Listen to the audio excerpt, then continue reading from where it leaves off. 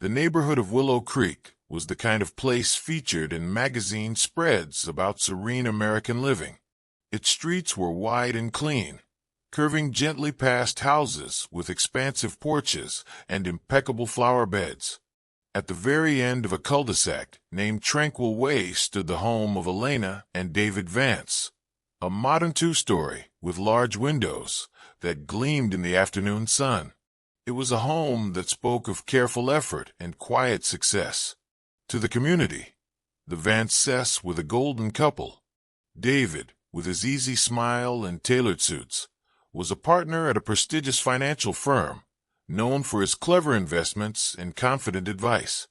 Elena, whose warmth was just as polished, led marketing campaigns for boutique brands, her creativity a perfect complement to David's analytical world. Their love story was local lore, college sweethearts who built an empire of happiness together, brick by brick. Their partnership seemed woven into the very fabric of their daily lives. Mornings were a synchronized dance of coffee, briefcase grabs, and a quick kiss by the garage door. Evenings were often spent hosting casual barbecues for neighbors or curled together on their plush sectional, watching prestige dramas. They were fixtures at charity galas, their photo frequently appearing in the Willow Creek Gazette society pages, always smiling, always touching, a hand on the small of a back, fingers interlaced.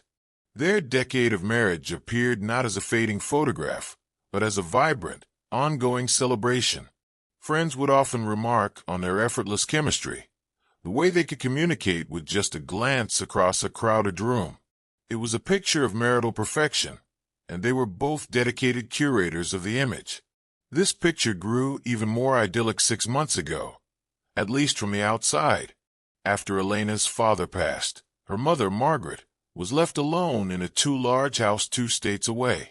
The solution felt natural and loving.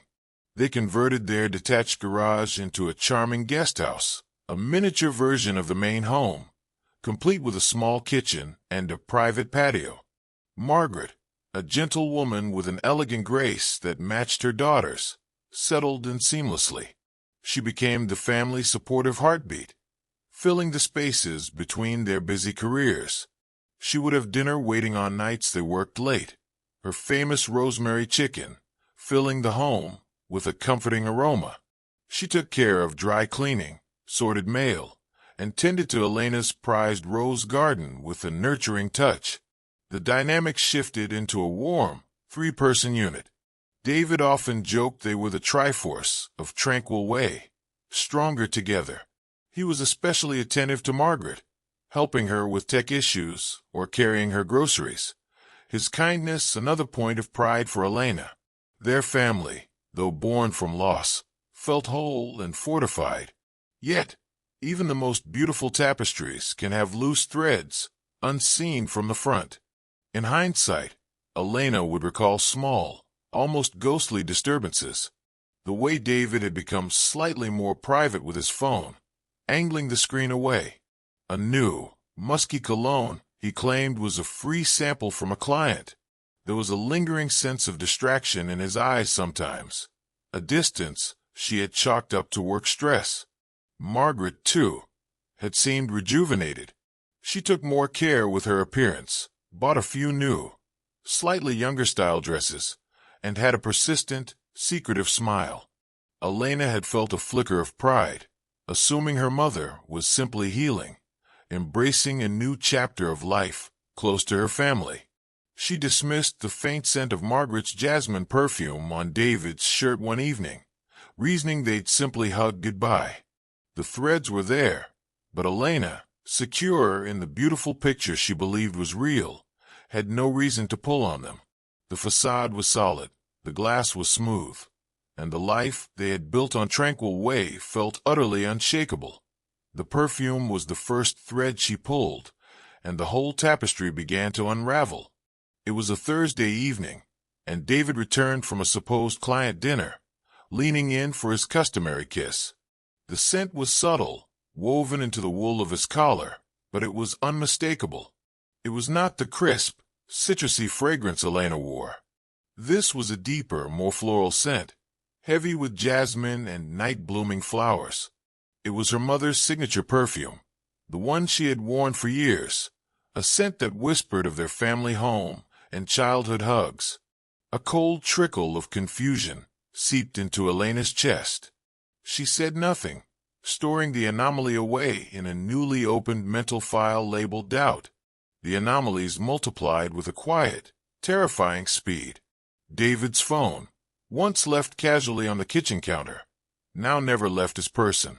Its notification chimes, once a shared background noise, were now muted. He had changed the password, he explained one night with an offhand shrug, blaming a new stringent company policy for client confidentiality. His late nights at the office became more frequent, the explanations more elaborate yet vague. A merger is creating endless paperwork, he'd sigh, his eyes avoiding hers as he loosened his tie. The physical closeness that had defined their marriage began to recede. His touches became brief, functional. A pat on the shoulder, a quick peck on the cheek. The space between them and their king-sized bed seemed to grow wider, a silent, chilly expanse. The breaking point came with a planned business trip to Chicago. David packed his sleek carry-on with unusual care, selecting his best suits. He kissed Elena's forehead, a dry, brief touch. "Back late Sunday," he said, his voice smooth as always. But as his taillights disappeared down Tranquil Way, a corrosive unease settled in Elena's gut. She fought it, trying to rationalize. She was being paranoid, insecure. Then she remembered the family safety app they'd all installed years ago, at Margaret's insistence, to share locations during long drives. With trembling fingers, Elena opened the app. David's profile picture, a smiling headshot, was attached to a pulsing blue dot. But the dot was not moving toward the airport. It was stationary, glowing steadily in the heart of the city's downtown district, not at an airline terminal, but at the Alexander, a luxury hotel known for its discreet, romantic suites. The drive downtown was a blur of streetlights and a hammering heart. A strange, hyper-focused calm descended upon her. She parked in the hotel's vast, multi-level garage, choosing a shadowy corner with a direct view of the main entrance. Time stretched and warped. She watched couples come and go, her mind racing with awful, fragmented possibilities. Then, the glass door slid open. Her breath caught in her throat. There he was, David, looking relaxed and happy, his suitcase rolling behind him. But he was not alone, and he was not with a colleague. His arm was wrapped possessively around the waist of Margaret, Elena's mother. Margaret, who was leaning into him, laughing at something he'd said, her face illuminated with a youthful, vibrant joy Elena hadn't seen in years. They paused under the porte-cochere, and David turned, pulling Margaret into a deep, lingering kiss. A kiss that spoke of intimate familiarity, not newfound passion. It was a kiss that shattered Elena's world. The betrayal was not a single crack, it was a cataclysm. The two people she had loved and trusted most had not just wounded her, they had collaborated to erase the very foundation of her reality. In the cold, dark silence of her car, Elena did not weep. She watched them drive away together, and the icy wave of heartbreak solidified into something else entirely. A pure, crystalline, and utterly silent rage. For 2 days, Elena moved through her home like a ghost, but a ghost with a terrifyingly sharp mind. She performed the routines of her life with mechanical precision. She made coffee. She attended virtual meetings, her voice steady and professional. She smiled at Margaret over a breakfast of toast and fruit, discussing the blooming roses with an eerie normalcy. She listened to David's fabricated stories about Chicago's windy streets and tough negotiations, nodding in all the right places. Inside, however, a new architecture was being built. The raw, screaming pain was locked away in a deep vault, and in its place grew a blueprint of cold, meticulous revenge. She would not be the hysterical wife. She would not give them the satisfaction of a messy confrontation. She would become the author of their ruin, and they would not see her hand until it was too late. Her plan formed in layers, each designed to attack a different pillar of their lives. The first was financial. David had always been controlling with their money, but Elena, no fool, had long ago secured secret backdoors. From her home office, with the door locked, she accessed his work desktop remotely. Her marketing skills made her adept at crafting narratives, and now she crafted a damning one for him. She planted subtle, fabricated trails and encrypted files, misdirected funds, altered client reports, incriminating email drafts suggesting insider knowledge. It was a digital ghost, a specter of professional guilt that would haunt him. Simultaneously, she began a slow, careful bleed of their joint assets. Over the next 72 hours, she initiated a series of seemingly legitimate transfers for a fake investment property, for a charitable trust, siphoning 6 figures into an offshore account she had established under a phantom name years prior, during a project. She left just enough in the main accounts to avoid immediate suspicion of final lure. The second layer was escape. While David and Margaret whispered and giggled in the guest house, believing their secret a delicious bond, Elena booked a one-way ticket to Belize under an alias, purchased with a separate, untraceable credit card. She arranged for a small, furnished villa to be rented for a year, paid in cash from her hidden reserves. She visited a storage unit in a neighboring town, one David knew nothing about, and began discreetly packing it with sentimental items, important documents, and a new wardrobe purchased with cash over months. She was building a lifeboat while the unsuspecting passengers on her sinking ship danced on the deck. But the financial collapse and her disappearance were only parts of the design. The true punishment had to be more profound, more personal. It had to mirror the intimacy of their betrayal. She began to collect her evidence, not as a prosecutor, but as a playwright. She compiled hotel receipts pulled from David's hidden email folder, timestamped photos from the safety app showing their shared location at the Alexander, and even retrieved security footage from a neighbor's porch camera that showed Margaret entering the main house late at night when Elena was away on a business trip months before. This damning portfolio was not for the police. It was for the court of public opinion, the only arena where shame could truly flourish. She drafted a concise, brutal narrative to accompany it, ready to be unleashed. As she worked, her grief was nowhere to be seen. In its place was a chilling clarity. She marked a date on her mental calendar, 5 days from the hotel discovery. That was when the performance would end, and the final act of her revenge would begin. Dawn broke on the 5th day, a crisp, clear morning that felt scripted for new beginnings. Elena rose before the sun, her movements fluid and purposeful.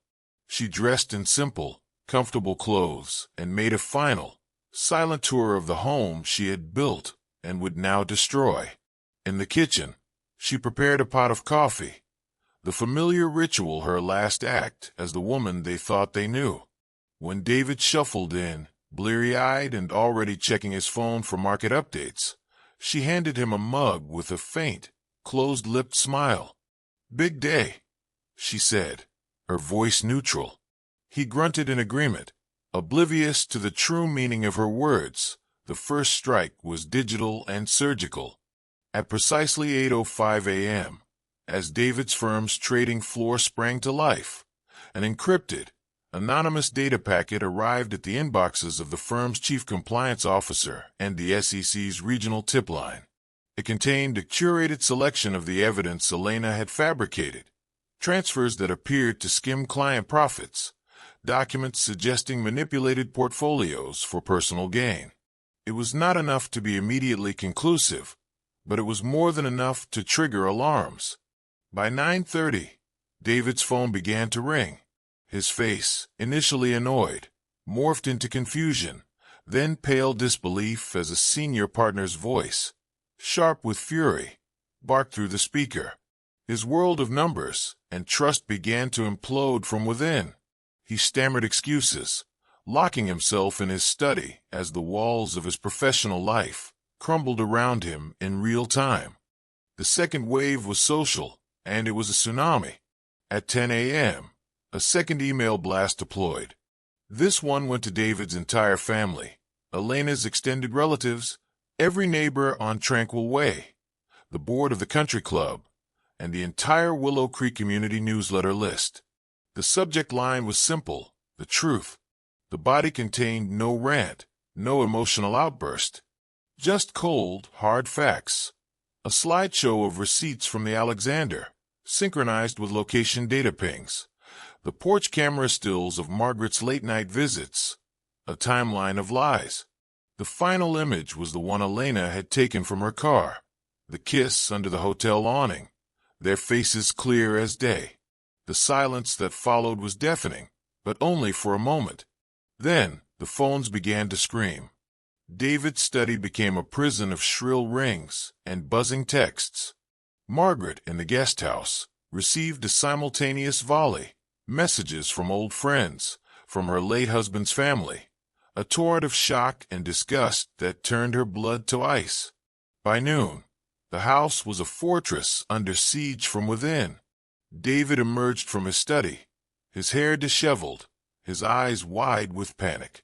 Margaret stumbled from the guest house, her face streaked with tears, holding her phone like a live grenade. They found Elena in the living room, sitting calmly on the sofa, sipping her coffee. The contrast was jarring, their chaos against her utter stillness. They began shouting over each other, David blaming Margaret for seducing him, Margaret sobbing that he had pursued her, each trying to claw back some shred of dignity by throwing the other deeper into the pit. Their affair, built on secret whispers and stolen moments, was now being dissected in a blaze of mutual hatred and blame. Elena watched, saying nothing, her expression one of detached observation. She let the venom flow, let them destroy whatever tender illusion had existed between them. The perfect lovers were now just two traitors, rats caught in a trap of their own making, turning on each other with desperate claws. The facade was not just cracked, it was atomized, and she had forced them to witness its annihilation. The shouting in the living room reached a fever pitch, a symphony of betrayal and panic that echoed off the vaulted ceilings. David's face was a mask of crimson fury, veins throbbing at his temples as he jabbed a finger at Margaret, calling her a desperate, lonely fool. Margaret, her elegant composure shattered into hysterical sobs, shrieked back that he was a manipulative predator who had exploited her grief. They were a tangle of exposed nerves and ugly truths, each revelation more damning than the last. Elena let the storm rage, a silent eye in the hurricane. Only when their voices grew hoarse, when the energy of their mutual destruction began to wane into exhausted, hateful glares, did she move. She rose from the sofa, an action so deliberate it instantly silenced the room.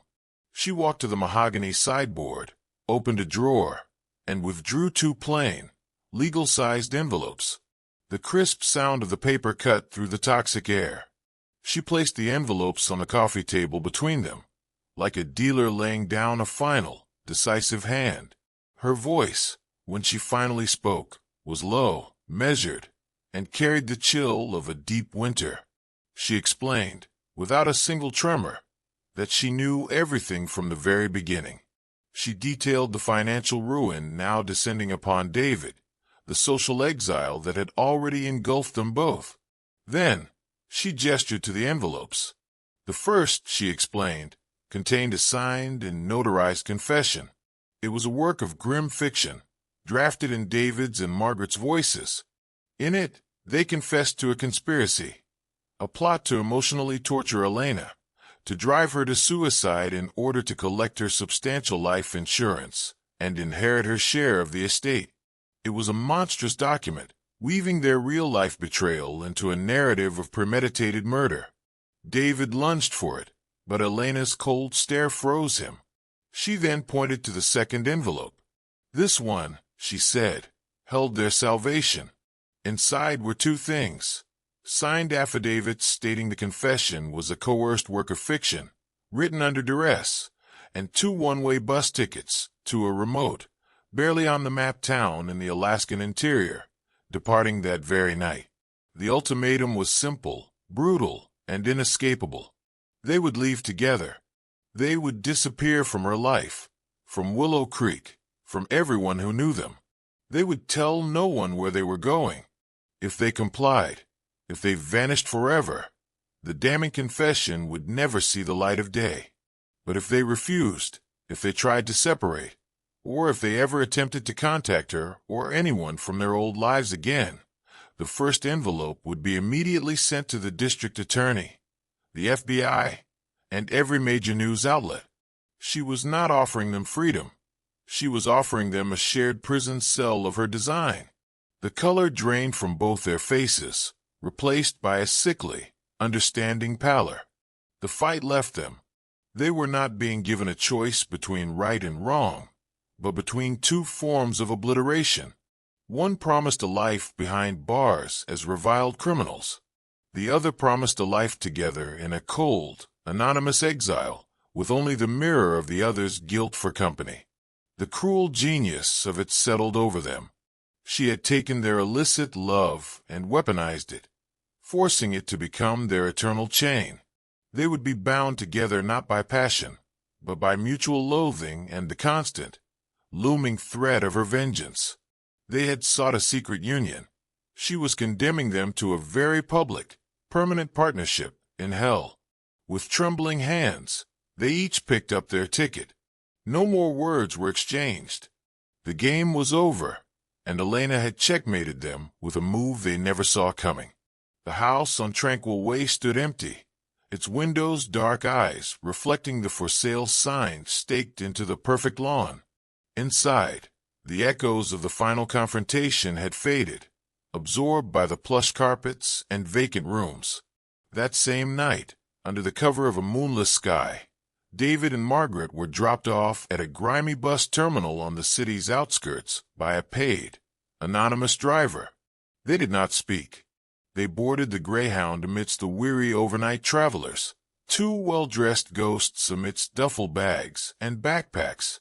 They had nothing but the clothes they wore and the tickets in their hands, a one-way journey to a shared purgatory of snow and silence. Their financial accounts were frozen, their reputations ash. Their only possession of value was each other, the very person they had come to resent with a corrosive, bone-deep hatred. Elena, meanwhile, passed through airport security as Clara Myers, her posture relaxed, her face obscured by large sunglasses. She boarded the flight to Belize as the sun set, painting the sky in hues of orange and purple. She did not look back. The villa she had arranged was small, whitewashed, and overlooked a turquoise sea that stretched to infinity. There were no memories here, no ghosts. Her days were spent in quiet anonymity, learning to dive, tending a small garden, her mind gradually releasing the cold, calculated tension that had held her together for those 5 brutal days. The money she had secured was more than enough for a modest, peaceful life. She had not escaped unscathed. The betrayal was a scar on her soul, but she had transformed the wound into a source of fierce, unassailable freedom. Back in Willow Creek, the scandal was a wildfire that burned hot and fast. The police investigated the financial malfeasance at David's firm, but the digital trail, expertly planted by Elena, led only to him. With the primary suspect vanished, the case grew cold, filed away as another tale of white-collar greed and a coward's flight. The community gossip eventually found new fodder, though the story of the Vance family remained a local legend, a shocking parable about the darkness behind suburban doors. A year to the day after the bus departed, a single postcard arrived at the Willow Creek Police Department. It depicted a pristine, empty beach in Belize, the waves curling gently onto white sand. On the back, written in neat, unfamiliar script, were 3 words: "Some fires purify." Detective Miller, who had handled the financial inquiry, held the card for a long time. He knew. It was a signature, not a taunt. A closing statement. The final truth was this: no bodies were found. No traditional crime was prosecuted. But profound and lasting punishment had been exacted. David and Margaret were forever imprisoned in the consequences of their choices, bound to one another in a life stripped of everything but the reflection of their shared guilt. And Elena had achieved the most complete form of revenge possible, not just walking away, but crafting a new existence from the ashes of the old, leaving her betrayers to forever tend the cold embers of the world they had burned down. In the end, the true crime was the betrayal, and the only sentence was a life lived with its inescapable, haunting echo.